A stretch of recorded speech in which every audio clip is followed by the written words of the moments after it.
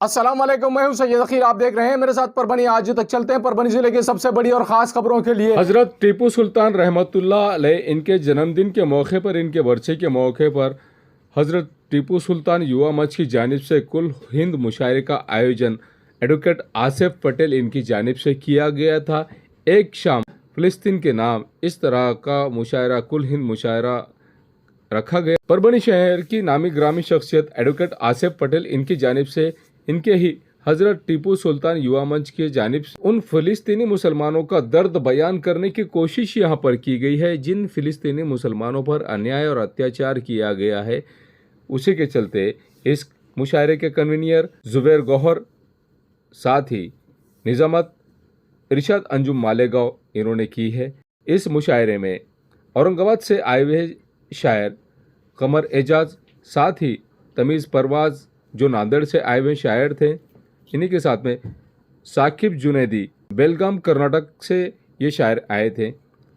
ناندیڑ کی جانی مانی شخصیت شاعر التمش طالب یہ بھی اس وقت موجود تھے۔ قلم نوری کی جانی مانی شخصیت شاعر طاہر احمد طاہر، ان کی بھی موجودگی تھی۔ جنتور سے آنے والے اور ساتھ ہی پرتور سے آنے والے رئیس عزیز، مصیف الرحمان، امام الدین امام، رضی الدین رضی، معاویہ عبدالکلام، سلیم صدیقی جنتوری، ان شاعروں کی موجودگی میں مشاعرہ یہاں پر پوری طرح سے کامیاب ہوا۔ اور کل ہند مشاعرے کا جس طرح سے ایڈوکیٹ آصف پٹیل ان کی جانب سے آیوجن کیا گیا تھا، حضرت ٹیپو سلطان رحمۃ اللہ علیہ یووا منچ کی جانب سے ایک شام فلسطین کے نام، شاعر دگج شاعر یہاں پر بڑے تعداد میں موجود تھے۔ ان شاعروں کے موجودگی میں ہی یہ مشاعرہ پوری طرح سے کامیاب ہوا ہے۔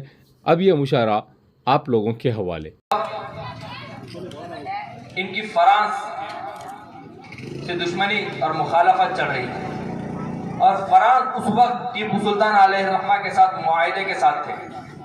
ٹیپو سلطان علیہ الرحمہ نے فرانس کے ساتھ جب یہ معاہدہ کیا تو سلیم ترک عثمانی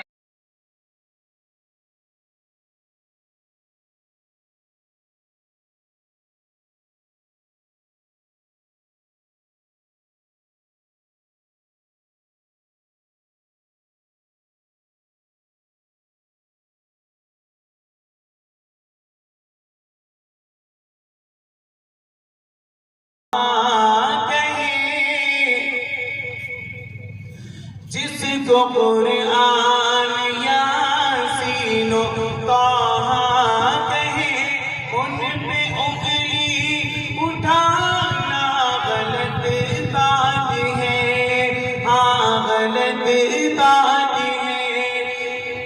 جن کی تعریف خود رب کعبہ کرے، ان کی عظمت گھٹانا غلط بات ہے۔ چاند سے خوبصورت رخ مصطفیٰ،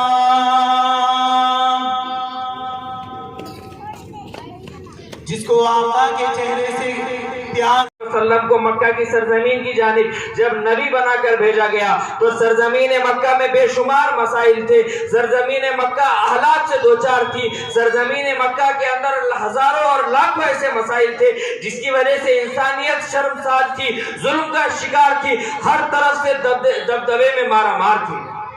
اللہ کے رسول صلی اللہ علیہ وسلم انسانیت کی طرف نظر ڈالتے تو ایک طرف جہالت کا منظر تھا، اللہ کے رسول صلی اللہ علیہ وسلم دوسری طرف نظر ڈالتے تو دوسری طرف ظلم و زیادتی کا منظر تھا۔ آخری کس طرح سے اور اللہ کے رسول صلی اللہ علیہ وسلم ہدایت و رہنمائی کی آواز کہاں سے اٹھاتے؟ اللہ کے رسول صلی اللہ علیہ وسلم نے جب لوگوں میں خرابیاں دیکھی، ظلم و زیادتی کو دیکھا، جہالت اور ناخواندگی کو دیکھا، اور اس خالق و مالک سے لوگوں کو غفلت برتتے ہوئے دیکھا کہ جس خالق و مالک نے پوری انسانیت کو پیدا کیا ہے، تو اللہ کے رسول صلی اللہ علیہ وسلم نے دین کی دعوت کا آغاز اور اپنی نبوت کا آغاز، اپنی رسالت کا آغاز جس بات سے کیا وہ فرمایا قولوا لا الہ الا اللہ تفلحوا۔ ذرا آگے چلتے ہیں۔ اللہ کے رسول صلی اللہ علیہ وسلم نے پوری انسانیت کو یہ درس دیا کہ حکومت کرو محبت کے ساتھ، حکومت کرو امن کے ساتھ، حکومت کرو مودت کے ساتھ پھوٹ ڈالو حکومت کرو، یہ اصول اللہ کے رسول صلی اللہ علیہ وسلم کا کار فرما نہیں تھا، بلکہ پھوٹ ڈالو اور حکومت کرو یہ اصول انگریزوں کا تھا، جو تن کے گورے اور من کے کالے کہے جاتے تھے۔ یہ ان فرنگیوں کا تھا کہ جن کے تن تو گورے تھے لیکن ان کے دلوں کے اندر نفرت بھری ہوئی تھی۔ حضرت ٹیپو سلطان شہید علیہ الرحمہ کا دور آتا ہے، آپ نے سلطنت مغلیہ کا نام سنا ہوگا، آپ نے سلطنت عثمانیہ کا نام سنا ہوگا، کیا آپ نے کبھی سلطنت خداداد کا نام سنا ہے؟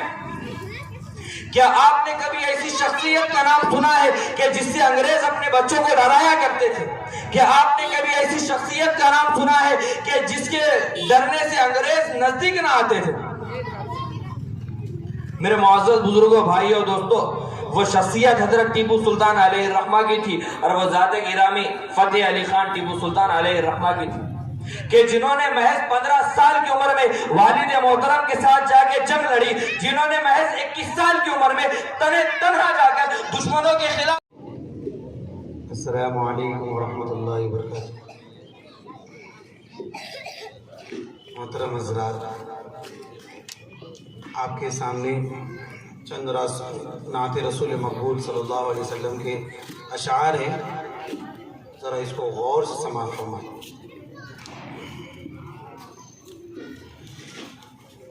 جن کی تعریف خود رب کعبہ کرے، جن کی تعریف خود رب کعبہ کرے، جن کی تعریف خود رب کعبہ کرے، ان کی عظمت گھٹانا غلط بات ہے، جن کی تعریف خود رب کعبہ کرے، جن کی تعریف خود رب کعبہ کرے، ان کی عظمت گھٹانا غلط۔ تاریکی میں کون دریاؤں کی موجوں سے اٹھاتا ہے سحاب، کون لایا کھینچ کر پچھم سے باد سازگار، کون لایا کھینچ کر پچھم سے باد سازگار، خاک پہ کس کی ہے، کس کا ہے یہ نور آفتاب۔ دوستو، یہ خدائے قادر و توانا ہی ہے جو اپنی شان قدرت سے یہ سارے انقلابات لاتا ہے۔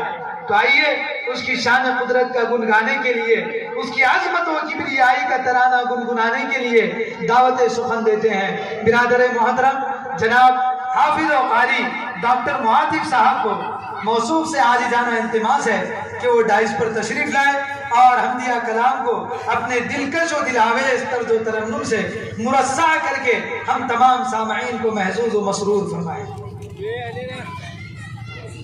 السلام علیکم ورحمۃ اللہ وبرکاتہ۔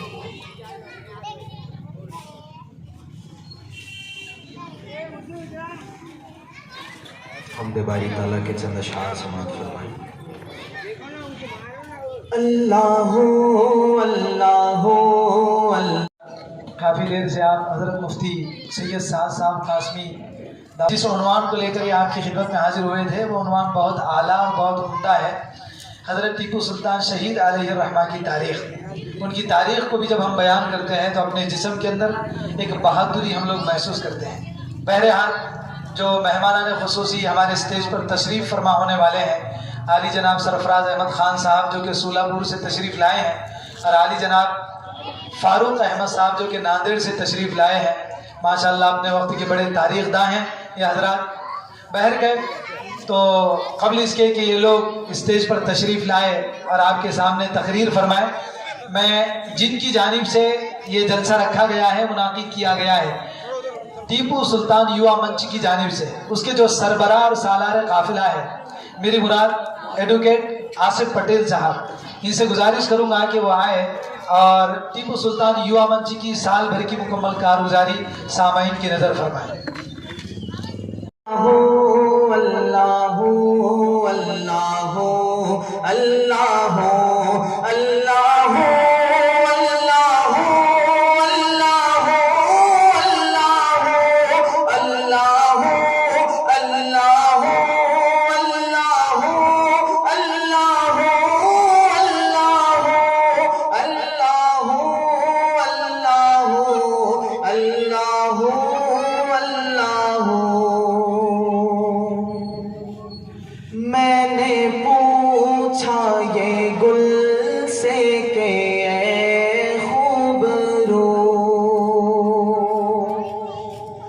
میں نے پوچھا یہ گل سے کہ اے خوبرو تجھ میں آئی کہاں سے نزاکت کی بو، میں نے پوچھا یہ گل سے کہ اے خوبرو کہتا ہے تو ہنس کے بولا کہ کالی بے رنگو بو، اللہ اللہ اللہ اللہ اللہ اللہ اللہ اللہ۔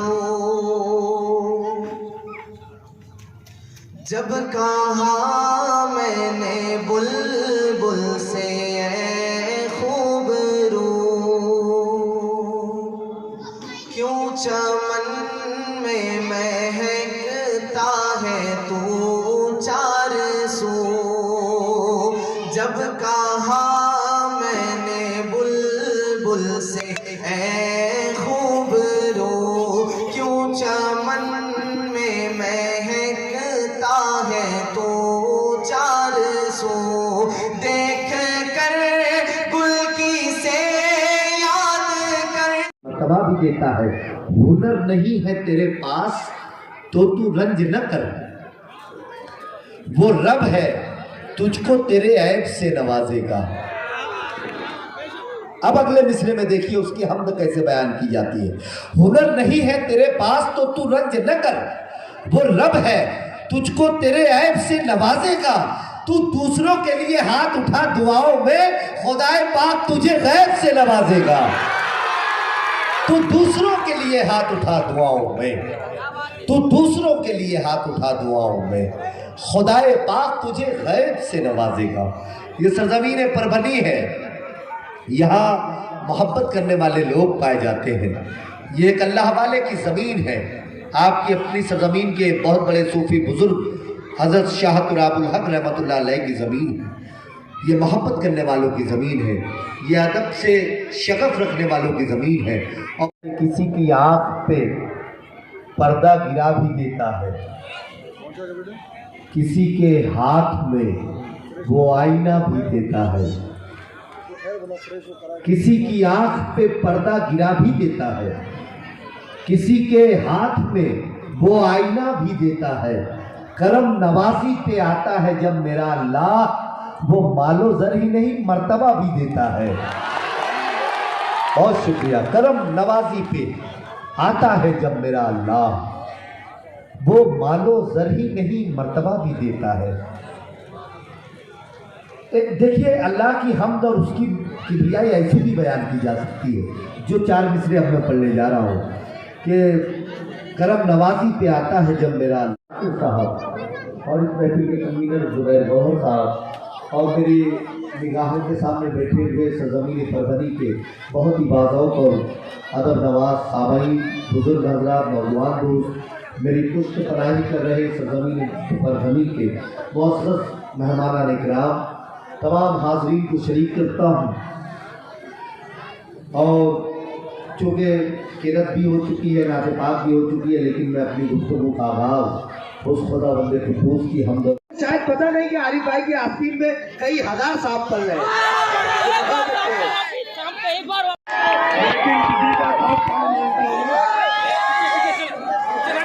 کیسے ڈسے گا کون مجھے جانتا ہوں میں، لیکن کسی کا خوف کہاں مانتا ہوں میں، جنگل کی ہو یا پھر وہ کسی آستین کی، سانپوں کی ساری نسلوں کو پہچانتا ہوں۔